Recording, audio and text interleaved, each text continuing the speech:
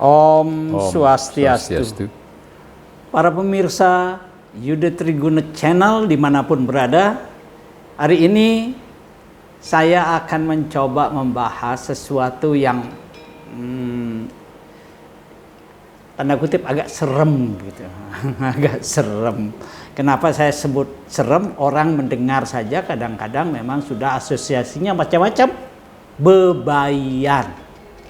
Tuh, begitu mendengar kata bebai sudah agak merinding bulu. Tapi hari ini kita coba bahas sederhana saja. Apa sebenarnya bebai itu? Kemudian apa yang harus dilakukan ketika seseorang terkena bebai? Mungkin praktisnya seperti itu. Tapi lebih lanjut, di studio kami telah hadir Ide Bagus Gede Arsana, narasumber dari Gria Mayun, Arsa Mayun Buduk, seorang praktisi, seorang yang suka menekuni dan membaca lontar-lontar Bali. Tentu beliau juga seorang walake yang menuntun umat yang berorientasi ke Gria beliau dalam pelaksanaan pancayatnya. Tuaji, Om Swastiastu. Swastiastu, Tuaji. Sampun lebih dari 3 bulan ten rauh. Makin dua sebeci rauh malih membawa berita yang mengerikan. Yang menyeramkan. Bebai. Nah, ini ke bebai. Apa itu bebai itu Haji? Lalu bagaimana tanda-tanda orang kena bebai? Itu pertanyaan yang pertama. Durusan. Nggih, sapa penonton? Semua Haji, para pemirsa Yuda Triguna Channel dimanapun berada, kita ketemu lagi dalam pembahasan yang sangat menarik dan menyeramkan. Karena mungkin sudah tidak asing lagi di Bali, kata bebai itu sudah identik dengan kawisesan. Bahkan diarahkan konotasinya ke pengiwo tuh Haji. Kalau dilihat bebai itu merupakan penyakit yang diakibatkan oleh pengaruh ataupun unsur dari faktor non medis dan niskala. Jadi sekali lagi non medis. Non medis atau niskala tuh Haji. Ya. Sedangkan bebainan adalah kondisi di mana sakit seseorang yang diakibatkan oleh faktor tersebut menurut lontar usada sasah bebai. Nah, kondisi ini sering mengakibatkan orang yang terkena pengaruh bebai merasa putus asa, sering frustasi itu Haji. Karena kalau dengan cara pengobatan medis sering tidak sembuh. Bahkan kalau mencari alternatif pun kadang-kadang sembuh hanya beberapa kliwon. Oh, beberapa kliwon. Betul. Selanjutnya berarti berapa 2 mingguan? Iya, sekitar 5 harian lah. Iya, 5 harian sampai 10 hari. Ya. Kemudian kambuh lagi. Kambuh lagi. Nah, di mana gejala yang ditimbulkan oleh bebainan ini, individu atau orang tersebut akan merasa memiliki sensitivitas emosi yang tinggi itu Haji. Merasa vibrasi getaran, kalau orang yang ibaratnya menguap akan terkontaminasi ikut menguap. Kalau orang ada yang teriak, dia akan ikut teriak. Kayak orang latah. Betul. Itu. Nah, itu yang mengakibatkan gejala daripada yang kena bebai. Begitu juga mereka sering memiliki perasaan yang tidak nyaman. Merasa tekanan kejiwaan. Nah, selain kadang-kadang pada menjelang Kajeng Kliwon, rarainan tertentu di Bali, dia merasa mulai tidak nyaman, pengen berteriak, pengen nangis, bahkan berpotensi menyakiti diri sendiri. Karena seakan-akan ada kekuatan gaib yang tidak bisa dilihat yang ada dalam tubuhnya. Sering tidak bisa mengendalikan dirinya. Seperti itu Tuh Haji. Kemudian kalau melihat di dalam Kamus Bahasa Bali, bebai itu merupakan roh jahat yang ada yang menyakiti seseorang seperti orang gila. Nah, kenapa demikian? Karena sering penderita ini atau yang sakit ini, yang kena bebainan ini, tidak sadar akan dirinya tuh Haji. Oh. Bahkan dia tidak menyadari perilaku terhadap dirinya. Seperti ada kekuatan yang mendorong dia melakukan tanpa dia bisa kontrol. Nah, itu yang disebut dengan bebai. Bebai. Gitu, Haji. Oh, ternyata bebai itu sakit non medis. Itu. Bebai itu acap kali membuat orang merasa tertekan. Lalu kalau orang merasa tertekan, kalau orang merasa bingung, berarti ada penekanan sehingga apakah dalam kategori bebai itu ada jenis-jenis bebai gitu. Sehingga yang satu bebai ini misalnya saya pernah dengar bebai bongol, misalnya dia tidak mendengar dan sebagainya punah ini Ki. Betul sekali Tuh Haji, di dalam lontar bebai dan wong kena 7 muang bebai, muang desti, di sana disebutkan ada beberapa jenis bebai. Karena di situ makwe haraning bebai magenti menglarani, nah makaning ewah kang nusadanin. Jika disebutkan banyak namanya bebai, itu sehingga bergantian lah. Ya, bergantian mereka menyakiti sehingga bingung orang yang mengobatinya. Nah, seperti itu, Doji. Nah, kalau dilihat di dalam musada tersebut menyebutkan nama bebai itu Imas Rajak Bumi. Imas Rajak Bumi. Nah, itu memiliki pasukan atau wado sekitar 30 Doji. 30 orang. 30 jenis. Daripada, ya. Seperti Ijaya Satru, I Belog, I Bongol, I Ngumik, I Busuk. Inguntang anting.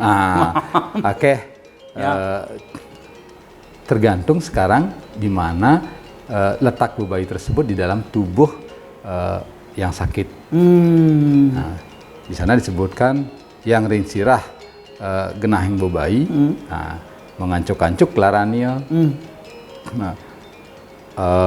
pati samat ucapannya, kadi laraning wong edan. Nah, situ disebutkan apabila di kepala tempatnya bebai, itu sakitnya akan terus ditusuk-tusuk tadi.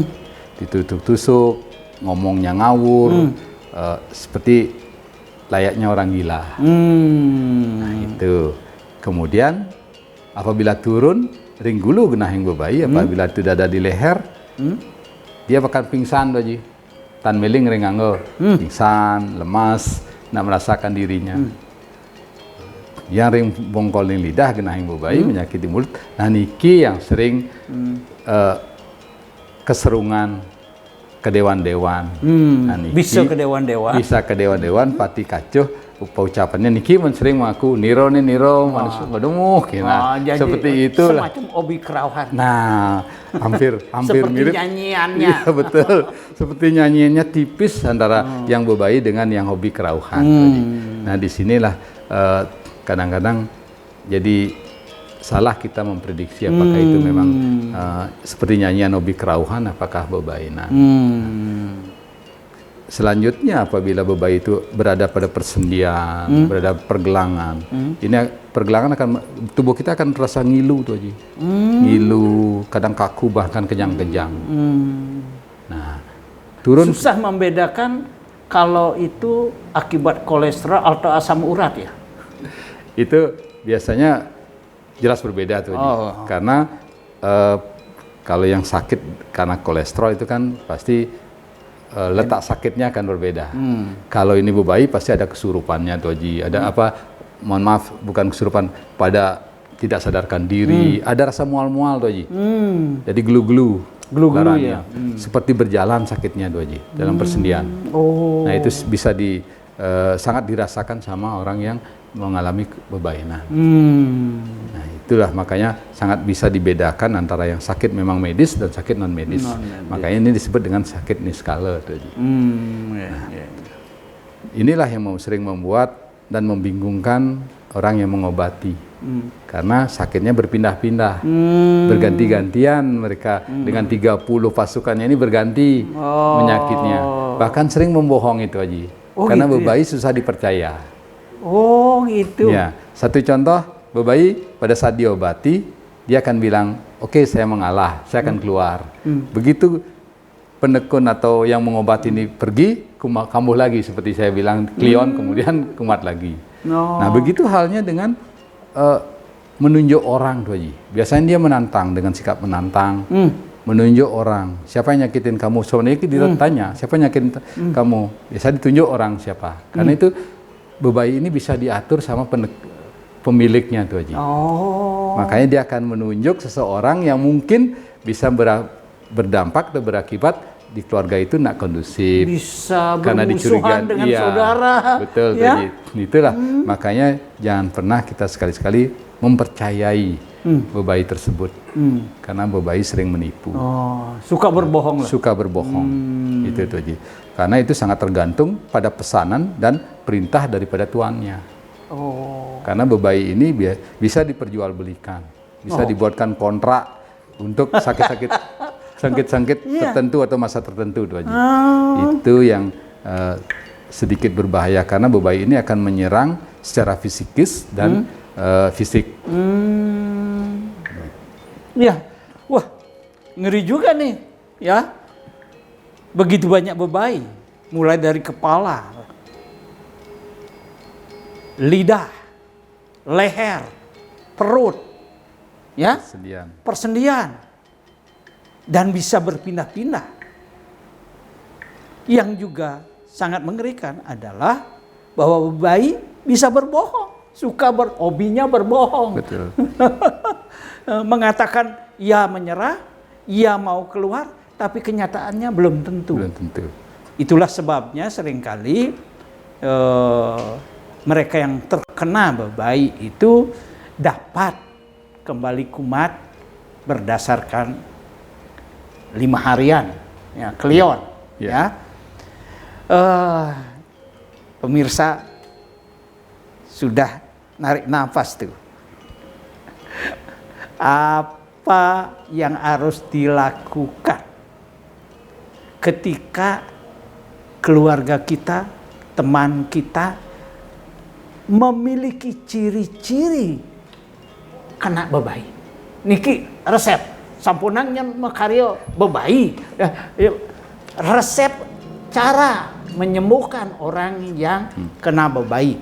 Mungkin preventifnya dulu, kemudian kuratif tingkat dasar. Karena kan memerlukan mereka yang ahli. Ya. Tapi untuk sementara apa yang bisa dilakukan oleh kita sebagai keluarga ketika kita melihat teman kerabat mengalami hal yang seperti itu? Itu Haji. Untuk pencegahan secara preventif dulu. Mungkin karena kita harus melihat siapa saja bisa terdampak atau terkena bebayi. Mungkin perlu dipahami juga sama pemirsa atau kita masyarakat luas bahwa bebayi itu akan menyerang orang yang suka melamun tuh Haji. Suka melamun, jarang sembahyang. Apabila orang yang melaksanakan perkawinan ini harus berhati-hati, dan juga pada orang yang memiliki tingkat stres atau kekacauan pikiran, itu yang sangat mudah terserang bebayi. Secara psikologis sih itu masuk akal. Mereka yang suka stres atau stresnya terlalu berat. Betul. Mereka yang suka ngelamun, wah ini kan juga kekosongan pikiran itu bisa gitu. Kemudian yang saya ingin eksplor itu mereka yang sedang melaksanakan pernikahan. Kenapa itu? Nah, karena pada yang melaksanakan perkawinan di saat Metanjung Sambuk tuh Haji. Nah, di situ kan ada unsur kala di situ tuh Haji. Nah, di situ kalau ada orang yang berniat tidak baik atau merasa sakit hati, disitulah kadang-kadang mereka memasang yang namanya bebayi tersebut. Nah, ini dapat kita hindari dengan biasanya lebih rajin sembahyang, Haji. Setuju. Menghindari cemer atau kotor, kekotoran ada di penunggu karang, di Sanggah Berajan. Ini diupayakan harus selalu bersih. Nah, dengan kebersihan, dengan keyakinan kita, saya yakin itu bisa dihindari terkena. Itu untuk preventif. Itu preventif. Betul. Ya. Nah, apabila ada keluarga yang terkena bebai, itu bisa dilakukan penanganan di awal, itu disembur dengan sirih tuh Haji. Sirih ada basi, ada pinang, ada buah dan ada kapurnya. Nah, ini dikunyah lalu disembur. Karena disemburkan kepada siapa? Kepada orang yang sakit. Baik di kiri kanan di sekujur tubuhnya. Untuk membuat dia lebih segera sadar dari ketidaksadarannya. Selain itu, mengacu kepada... Sebentar, sebelum itu. Ketika kita mengunyah dan menyemburkan, bagi mereka yang bisa melafalkan mantra, mungkin dengan mantra. Betul. Tapi jika orang itu tidak paham mantra, tidak membaca mantra, tidak hafal mantra, ini apa yang harus dilakukan? Bisa masuk? Nah, kalau bagi yang mereka tidak merafal mantra, cuman mohon izin kepada Sang Yang Luhur Ngakasa, Sang Betara Raditya sebagai sinar dan pertiwi. Itu biasanya, atau dengan Brahma Wisnu Iswara, Sang Yang Trimurti, mohon petunjuk dan mohon bantuan. Itu sudah cukup dengan saw aja. Itu Haji. Jadi tetap izin beliau. Izin. Restu. Betul. Karena beliaulah yang memberikan anugerah. Nah, selain itu bisa mohon, yang paling simpel adalah ke Betara di dalam. Karena sumber sakit itu biasanya saking Madyaning Setra atau di tengah setra, makanya kembalikan sama beliau. Beliau yang akan menetralisir dari penyakit-penyakit tersebut. Jadi kita keluarga yang mengalami seperti itulah yang mewakili yang sakit untuk ke setra. Tidak perlu Haji, cukup dengan sarana tadi kita mohonkan sama Betari di dalam, biar tidak terlalu banyak mungkin saonya, cukup kepada Betari di dalam untuk dikembalikan.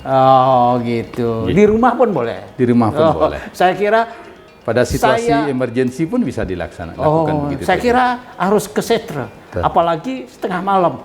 Saya nggak berani. Keburu sadar-sadar orangnya. Ya ini penting gitu ya. Betul, ya. Lalu? Nah, kemudian di dalam teknik pengobatan sendiri itu sudah diatur di dalam Ayurveda tuh Haji, karena terjadinya tidak keseimbangan fungsi tubuh ini sehingga badan tidak dapat bermanfaat, berfungsi dengan baik. Itu karena keseimbangan itu kan diatur sama yang disebut dengan tridosa, yaitu Haji, yang mana ada elemen udara, elemen api dan air di dalamnya. Nah, ini kita kembalikan agar seimbang, Haji.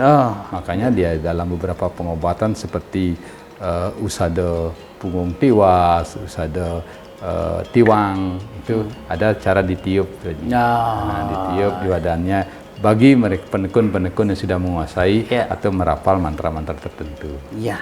Saya kira nggak usah dikeluarkan itu. Itu ilu-ilu dahan. Saya kira kita sudah sampai bahwa bebai itu adalah penyakit non medis. Lebih disebabkan karena ada niat negatif dari seseorang kepada orang lain. Itu semua akan dapat dihindari jika kita satu, taat sembahyang, rajin sembahyang, rajin mengingat Tuhan, rajin ngaturang yang patut dihaturkan sebelum kita makan. Semua itu karena beliau. Oleh karena itu, untuk menghindari diri kita, keluarga kita dari bebai, maka lakukan langkah-langkah itu sebelum kita kena. Jauh lebih bagus preventif daripada kuratifnya. Semoga konten ini dapat menjadikan kita lebih hati-hati, lebih waspada, dan lebih menguatkan bakti kita, serada kita kepada ide yang widiwasa. Terima kasih. Om Santi, Santi, Santi, Om.